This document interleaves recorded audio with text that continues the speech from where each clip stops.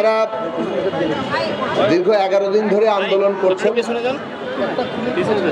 এবং এই আন্দোলন সম্পর্কে জানার চেষ্টা করেছি। ইতিমধ্যে আপনাদের সাথে এখানে পুলিশেরও আমরা লাঠিচার্জের ঘটনা দেখেছি সংবাদ মাধ্যমে। মূলত আমি আজকে জানতে এসেছি, আপনাদের সমস্যার বিষয়টিকে আরো ভালোভাবে বুঝতে এসেছি এবং যেটা আমি বুঝতে পারলাম যে এখানে প্রাথমিক শিক্ষা মন্ত্রণালয়ের পক্ষ থেকেই আপনাদের নিয়োগ বিষয়ে উদ্যোগ নেওয়া হয়েছিল এবং তাদের যে সমস্ত পদ্ধতিগুলো আছে নিয়োগের ক্ষেত্রে সেই পদ্ধতি অনুসরণ করে তারা আপনাদের নিয়োগ প্রক্রিয়াকে প্রায় চূড়ান্ত জায়গায় নিয়ে এসেছিল। কিন্তু এখন রিটের ভিত্তিতে আদালত কর্তৃক এটা একটা স্থগিতাদেশ এসছে। তো এটা কি বাতিল করে দেওয়া হচ্ছে? আচ্ছা, আবার সেই বাতিল আদেশের বিরুদ্ধে আবার আপিল করা হয়েছে। এখন আপনাদের এই যে দাবি, সেই দাবি নিয়ে আদালতে যাতে চূড়ান্ত মীমাংসা প্রাথমিক শিক্ষা মন্ত্রণালয় করে, সেই জন্য আমরা যথাযথ কর্তৃপক্ষের প্রতি দৃষ্টি আকর্ষণ করি যে আপনারা দ্রুত কার্যকর উদ্যোগ নেন যাতে স্বল্পতম সময়ের মধ্যে উচ্চ আদালতে এই আপিল মীমাংসা হয়।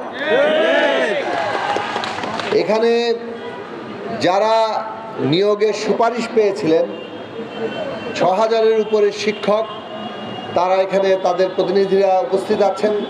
এখানে অন্তত 1000 খানেক শিক্ষক উপস্থিত আছেন, আরও অনেকে হয়তো আশপাশে আছেন। তারা 11 দিন ধরে আন্দোলন করছেন। তাদের প্রত্যেকটি মুহূর্ত কিভাবে অতিবাহিত হচ্ছে, তারা অনেকেই অনেক ধরনের চাকরি ছেড়ে এই চাকরি গ্রহণের জন্য প্রস্তুতি নিয়েছিলেন।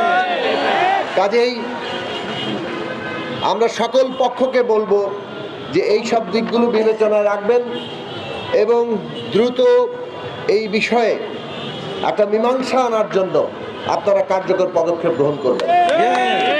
আমাদের পক্ষ থেকে এইটুকু আমরা বলতে পারি যে আমরা আপনাদের এই যে আজকে সমস্যা তৈরি হয়েছে, এটা যাতে দ্রুত সমাধান হয় তার জন্য সংশ্লিষ্ট কর্তৃপক্ষ সকলের সাথে আমরা যোগাযোগ করব। দ্রুত আপনাদের সমস্যা সমাধানের জন্য আমরা সুপারিশ করব এবং আমরা সেই আহ্বান জানাবো যে এইভাবে যদি কোনো পদ্ধতিগত ত্রুটি বিচ্যুতি থাকে তাহলে তার দায় তো এই যারা শিক্ষক হিসেবে পরীক্ষা দিয়েছেন এবং নিযুক্ত হওয়ার জন্য চেষ্টা করেছেন, সুপারিশপ্রাপ্ত হয়েছেন, তাদের উপরে বর্তায় না। ভুল ত্রুটি যদি হয়ে থাকে তাহলে সংশ্লিষ্ট কর্তৃপক্ষের হয়েছে, এর দায় এই সুপারিশপ্রাপ্ত শিক্ষকদের উপর যাতে না চাপে তার জন্য আপনারা যথাযথ উদ্যোগ গ্রহণ করবেন। আমরা খুব শিগগিরই এই বিষয়ে সংশ্লিষ্ট কর্তৃপক্ষের সাথে আলাপ করব। আপনারা আপনাদের দাবি জানিয়ে যাচ্ছেন, কিন্তু আপনাদের প্রতি অনুরোধ করব যে একটা শান্তিপূর্ণ উপায়ে আপনারা যাতে আপনাদের কর্মসূচি পালন করেন। মনে রাখবেন, আমরা এমন একটা সময় অতিক্রম করছি যেখানে একটা অন্তর্বর্তী সরকার দায়িত্ব পালন করছে এবং আমাদের দেশের যে বাস্তবতা, সেই বাস্তবতা একটা কঠিন পরিস্থিতিতে এই অন্তর্বর্তী সরকারকে দায়িত্ব পালন করতে হচ্ছে। একদিকে আমাদের ভঙ্গুর প্রতিষ্ঠান, অন্যদিকে পতিত সরকারের দোসররা নানাভাবেই নানা ধরনের অস্থিরতা এবং বিশৃঙ্খলা সৃষ্টির চেষ্টা করে যাচ্ছে। এইরকম একটা বাস্তবতায় যখন আন্দোলন সংগ্রাম আপনারা করছেন আপনাদের ন্যায্য দাবি নিয়ে, তখন এই আন্দোলন পরিচালনার ক্ষেত্রে আপনাদের সেই সতর্কতা এবং সেই দায়িত্ববোধ থাকা দরকার, যাতে করে আপনাদের আন্দোলন সত্যিকার অর্থে আপনাদের যে দাবি সেটাকে তুলে ধরতে পারে, তার ন্যায্যতা নিয়ে হাজির হতে পারে এবং এর কোনো রকম ফায়দা অন্য কেউ তুলতে না পারে।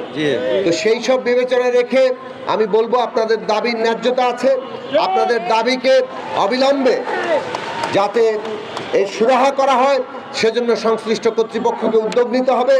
আমরা উচ্চ আদালতের কাছেও আবেদন জানাই যে আপনারা স্বল্পতম সময়ের মধ্যে, যথাসম্ভব দ্রুততম সময়ের মধ্যে এই বিষয়ে একটা চূড়ান্ত মীমাংসা দিবেন এবং এই যে 6,500 সুপারিশপ্রাপ্ত শিক্ষকরা, তাদের যে বাস্তবতা, সেই বাস্তবতা বিবেচনায় রেখেই আপনারা আপনাদের সিদ্ধান্ত দেবেন।